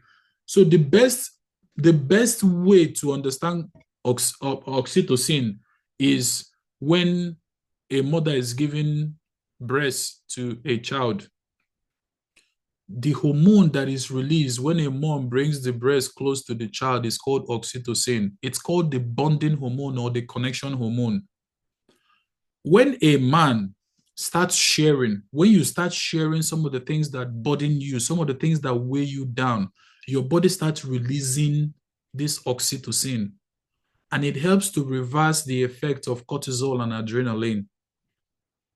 Aside from sleeping, aside from all of those things. So this hormone is actually what helps you break the connection, the negative connection you have with some memories and emotions. Let me ask you guys a question. How many of you guys have had trauma? Like, is there like a trauma somebody wants to share? Like, is there like a trauma somebody would like to share? Okay. Yes. Just one. Ozama, you go first. Okay. In 2012, November 12th precisely, Wow. where we were working in that MCC, kidnappers came. So they came to kidnap the person that we are working for, but the person weren't around. So my friend, we are quite very, very close. So there was something that was happening that day. He fell from a seat. He was like, this is how a person will fall and hit head on the pavement and die. So we're like, we laugh over it. Meanwhile, that same month I'm talking, I lost my close cousin. Those people killed in Alu 5. One of my cousins was there, and we are very close. And the guy knows him. Was like, I should not bother myself. It might be me today. It might be him tomorrow. So I left the place. I was coming out. I met the armed robbers. They told me to lie down. I lie down. Everybody laid down. So the guy didn't know what is happening. The guy was playing music with earphone. He was coming out, and the guy was tall and dark. He was coming out. He didn't know what the armed robbers thought that he's coming to attack because they were shooting gun and the guy wasn't hearing the gun. They shot the guy. The guy fell on top of me and died. I was in a pool of blood. I can tell you for years, if I see someone with gun, my heart will just move out from me. It took a long time for me to come back from that. So it was really a trauma, and I know what it feels like to be in a trauma. Bro, real quick, I think we're just going to use this story. What do you, Uzoma, if you can unmute yourself, what do you think when you weren't free to share these things, right, to people, what do you think happens to you whenever you assess that memory inside your head? I can't think of anything. I'm really lost. I'm afraid. In fact, everything bad because it brings back the memories. Yeah, Okay. bring back the memory. If I see a policeman, just a policeman with gun, my heart will just leave my body. Because I was like, he will shoot me gun. This gun, they will shoot me because the thing was literally on me. Wow. Now, this one is extreme. I never knew, right? So think about that, guys. I know that some of us have like traumas stored somewhere. We have traumas stored somewhere in our brain. We have traumas stored in different places in our body and everything. There are things that you can see right now and you trigger your trauma. You know, I have my own, you know. So think about you developing a mechanism to overcome that level of elevated stress and trauma in your life. Think about a way that you can help yourself, because when you exist as a community, it helps you to bond with others, and existing and sharing your stuff is actually what helps you to overcome those things, just like Ozoma shared with us right now. So this oxytocin actually helps to increase the trust and empathy that you have for each other. It is called the love hormone. It's called the bonding hormone, right? It strengthens your emotional bond. It enhances your ability to read facial expression and emotions. But look at what this... Excuse me. Yeah, go ahead. Sorry, I didn't know if I was called upon. I just took an emergency walk out just now. I wanted to share my own traumatic experience. Okay, go ahead. Oh, thank you very much for this opportunity. Actually, I have two of them. And in the place where I work currently, on 27th of October last year, gunmen, these Fulani herdsmen, they came around. They kidnapped my boss. I was the one that called the attention of those that later walked and retrieved him back from the bush. Wow. My door was open that day. Till now, I'm still, wow, I love that response. I'm still wow by the event because my door was open. How they were not able to enter into my room is still a shock to me. And it was a close range between 7 to 8 p.m. And they were very fast and rapid. That was the first one. I thank God he was able to come out of it. I listened to his own side of the story, because if he had not come to intercede in the situation to introduce himself that he is the so-and-so person, I would have been the one that they kidnapped that day, because my door was open. There's no way I could hurriedly lock my door. Now, the second one, which is still ongoing, because yesterday made it 92 days. They came July 10th this year. They came also, and they killed our security man at close range. I was on the video call with a family friend. The moment I dropped the call, that was when the first gunshot took place in front of my room. I hurriedly switched off the light. Already, they were already in the compound, because I was seeing some movement around, but I was thinking maybe it's our security men that was there. I never knew that they were waiting for me to actually finish my call. The only lock I had this second time was my door was locked. If it was opened, I would still be in the bush till now. Right now, yes, the world is waiting. International bodies and local bodies are still waiting to see how those... There were 3 children that were carried at close range at gunpoint. They killed our security man, and they took those 3 children. Because of health situation of one of them, they released him after they paid a certain ransom. But the remaining 2, they've been undulating with the process, but we have hopes that they should be released. You know, someone advised me to travel so that I can take some ease during the holiday and all of that. I told them that there is no way I can travel out of this community with the mindset of those children are still in the bush. If I travel out now, my mind will not be at ease, will not be at rest. Because if those children were not there, and my door was open, that would have been me. In as much as I'm trying to move on with my life, we are back to school, but those 2 children, their spaces are still kept. Everybody is watching. It's still a news. Check it out. Out is 2 minor seminarians that were kidnapped. they are still in the hands of their abductors. So I want to use the opportunity also in sharing my story to call you people to also be praying for me and be praying for the quick and safe release of those children. Amen. Thank you very much. Man, thank you, Sifo. That was very heartfelt. Guys, we are at the end of this training. So real quick, we are going to open up the question and answer. Guys, like I said, I'm just a facilitator. I'm not here to lord over anybody or to tell you I'm an authority in this. I have just done a little bit more research and I've been in the field I've given more attention longer than some of you. We are here to help each other out, right? So please raise your hand if you have a question or if you have something for us to talk about or if you have a suggestion. I know that some of you guys, you are here to compete and win 20,000, but forget about that 20,000. What we are sharing right now is more important than anything, because when you are in a state, you can actually create more 20,000. When your body is in a state where it can be creative, you can have as many 20,000 as possible, so let's help each other out here, right? So if you have a question, just raise up your hand. So let's talk, and then we can play the game, and everybody will win their money.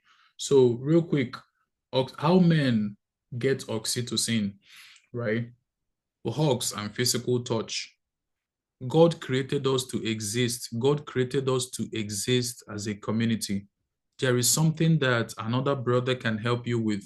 This thing called hugs, you guys don't joke with it. I'm not saying go ahead and hug everybody, anybody that you see. But Laoski, please.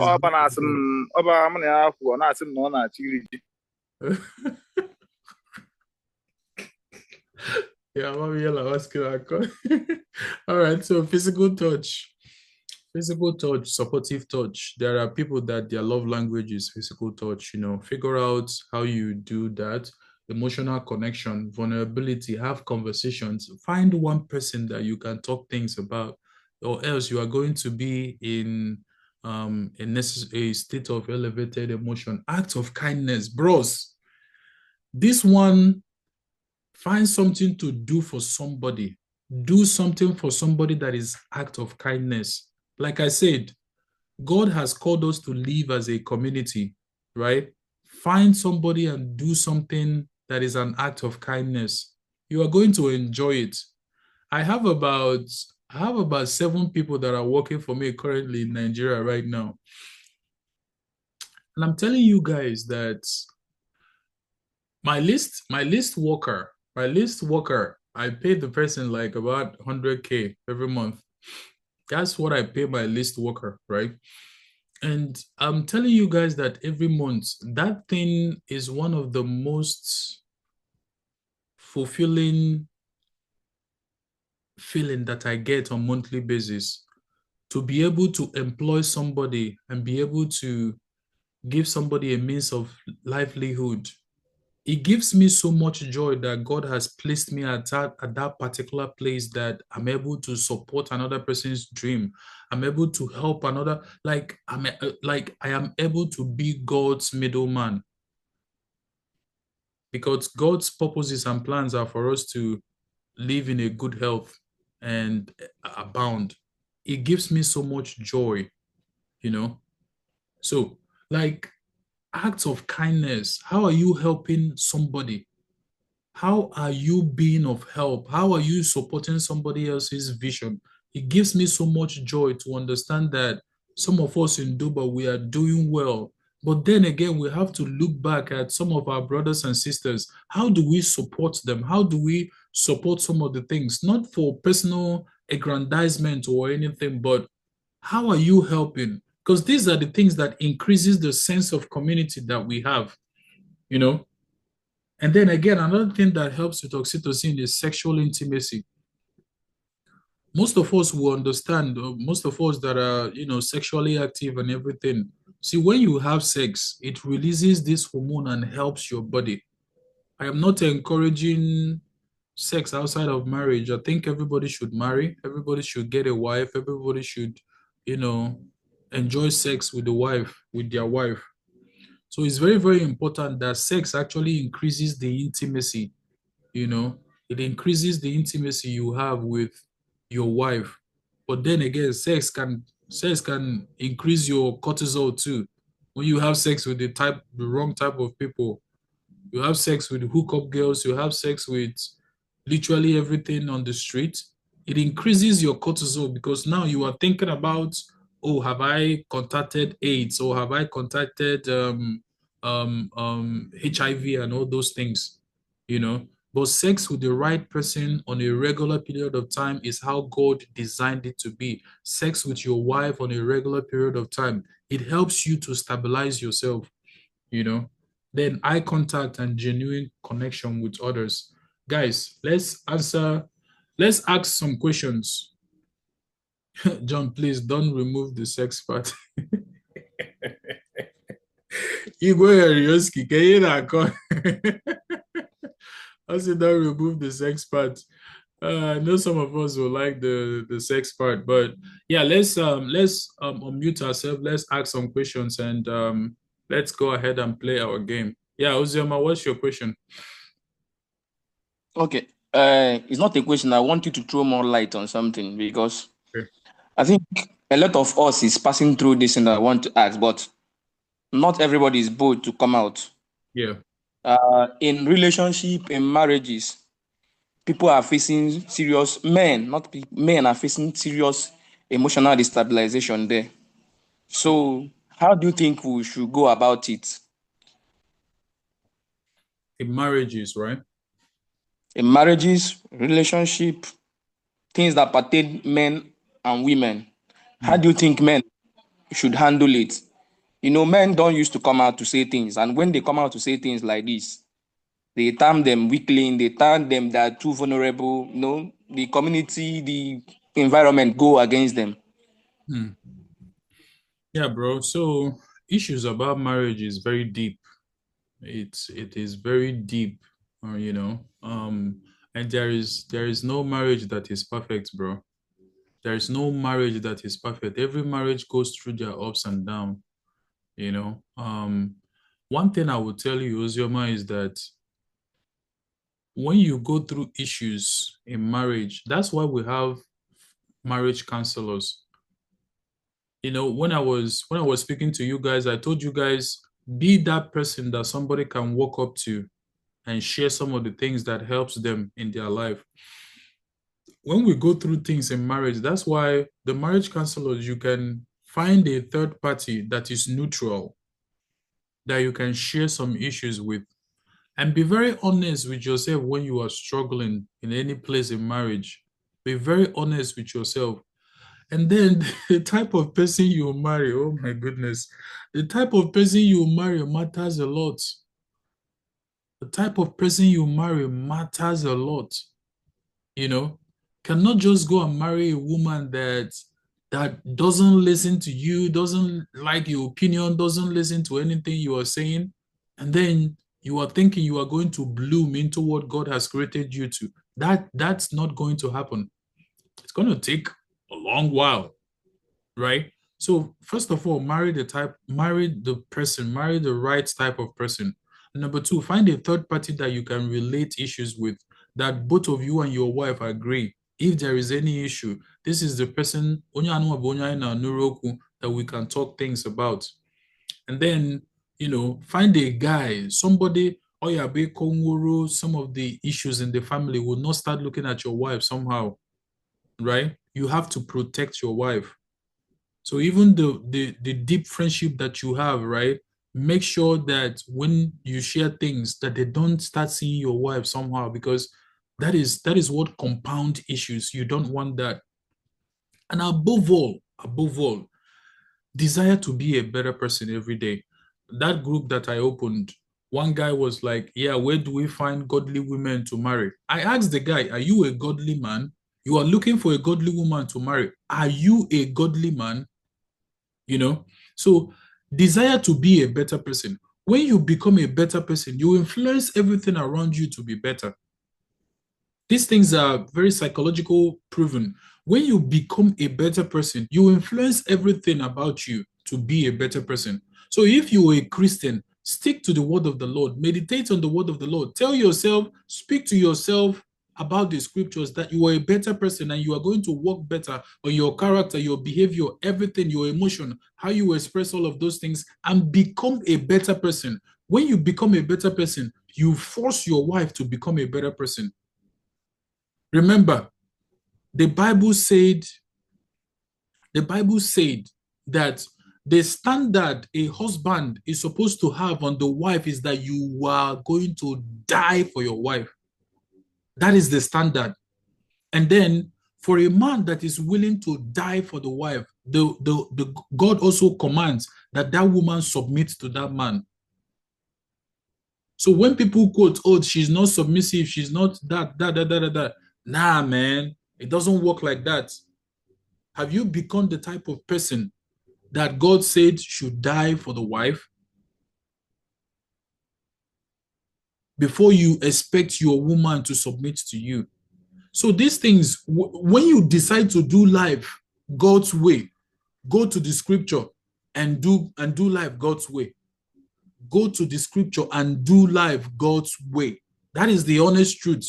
So desire to be a better person. I told myself I'm not going to be the same person every week. So every week I listen to at least one audio book. You guys saw, this is the book I'm reading right now by Femi Otedola. And I'm telling all of you to go read this book.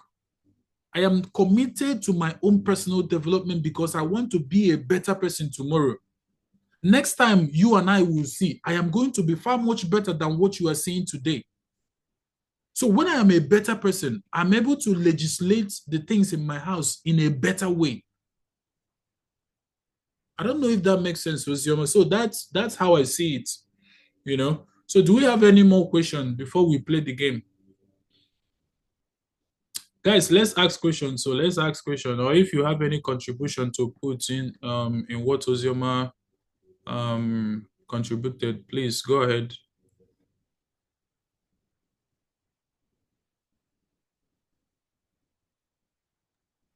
Hello? Okay, Yeah, go hello. ahead. Okay, when you've lived in trauma, when you've been living a trauma life for a very long time, even when you want to do better, you know, there's sometimes that you want to do better. You yourself, you will self-sabotage that better you want to do. I really want to know how you like take somebody see or go this trauma corner once and for all, because you are in a where I know that man easy as you are saying it water. Because like what the most effective way somebody is with trauma corner because most times you even want to be a better person, but the chaos inside of you will end up ruining everything. I don't know if you understand. Bro, your questions are right on point. So how do you like fight through to become a better person even in the midst of your trauma? How do you fight through, you know? Craig, were you into science or art and buying or DMGS? Craig, yeah, don't force, I don't know. Yellow don't force science, yeah. Don't force. Okay, I forget. It says Craig. Were you into science or art and going to school? Science. So you understand the act of chemical bonding, right? Like an atom can bond with another atom and form like a molecule, right? Yeah, is that what I'm? So basically, what happens inside of you when you have trauma is that you have bonded with an emotion, right? You have bonded with an emotion, and when you remember the whole concept of atom bonding and for them separating, it requires energy for you to separate one atom from another, right? It requires energy. Energy is released when an atom separates. So you have to figure out what is that energy you need. Brother, sometimes it's going to take a long time to break free from some of the things that have held you. I'm going to tell you, this is what helps me. Every day I meditate. Sometimes I miss it, but every day I meditate. Somebody once asked another guy a question and said, oh, you are not true to yourself. You are not true to yourself. And the other guy asked him, are you saying I should be true to my old self, or should I be true to my new self?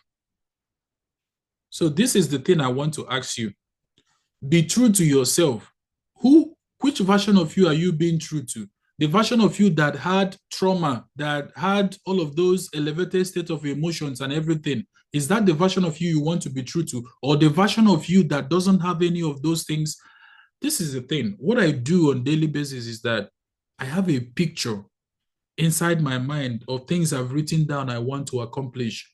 And what happens is that I focus on those things, I meditate on those things. And the more I meditate on them, I am releasing the bond. Remember, Craig, can you unmute yourself? Sorry, I'm listening. I'm going to keep calling you Craig because... No problem, no problem. So think about it this way, bro.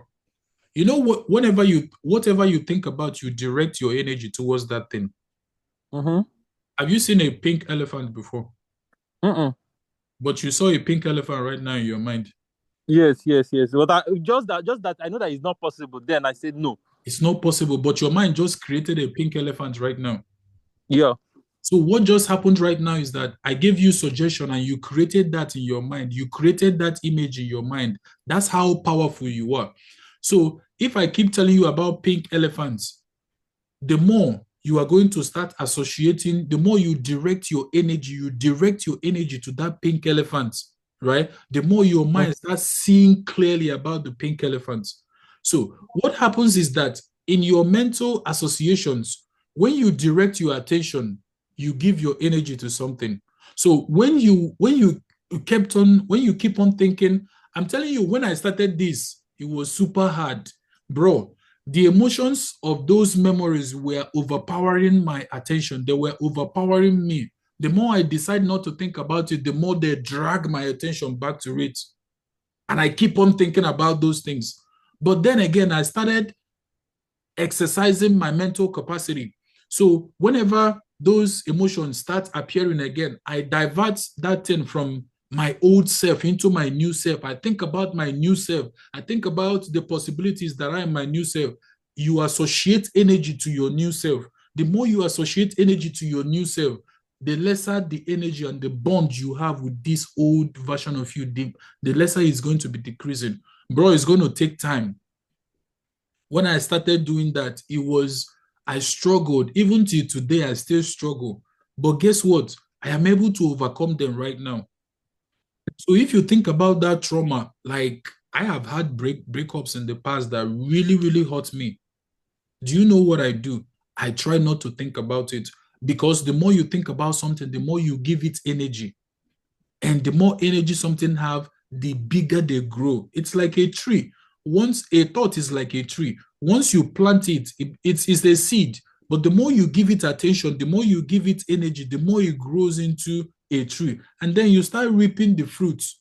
You start reaping the fruits. But then when you direct your attention to something else, you water the seed of what you want to see grow. Our mind is a garden. That's how I say it. It's a garden. And now you have to start planting the seeds of what you want to see grow and direct your energy towards it. These things I'm saying, they are very hard. Let me start from there. They are hard. But that's one of the things that when you start meditating, you start seeing the benefits of these things I'm saying. I don't know if that helps. Yeah, thank you so much. You're spot on and I really appreciate. Thank you. All right. Any other question before we play our game? I didn't know that my screen was sharing, so I actually shared the answer to question number 1 for people who were paying attention. But if you weren't paying attention, shame on you. All right, guys. Bring out your phones. Oh, sorry, I cannot share this thing. Let me start the game first. All right, bring out your phones and let's join.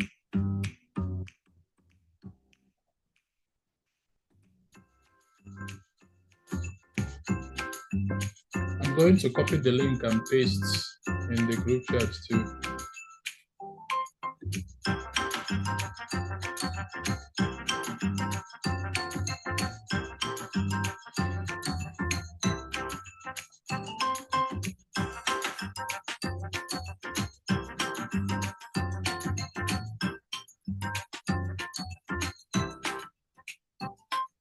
Go ahead and join.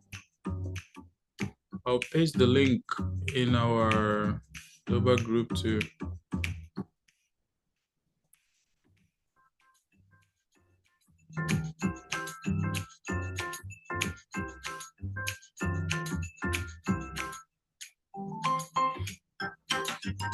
All right, only 3 people have joined so far.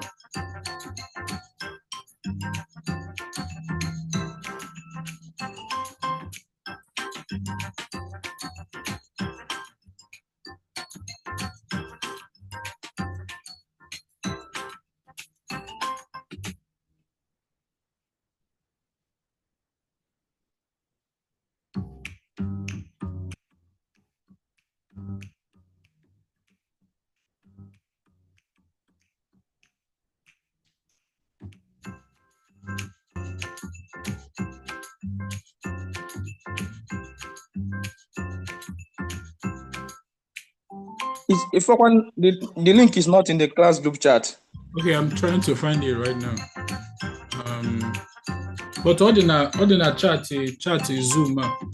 Oh, I've seen it.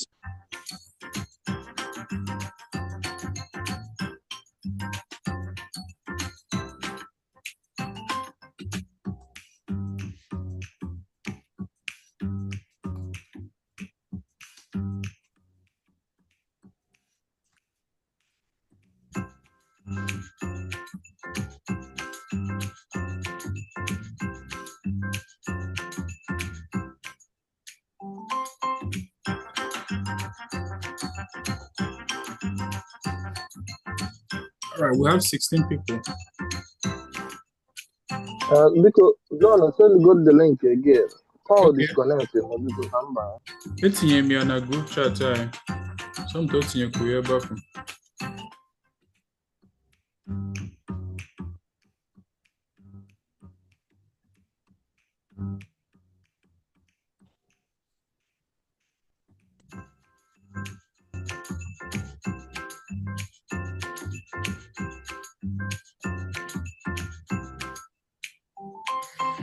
All right, we are 18.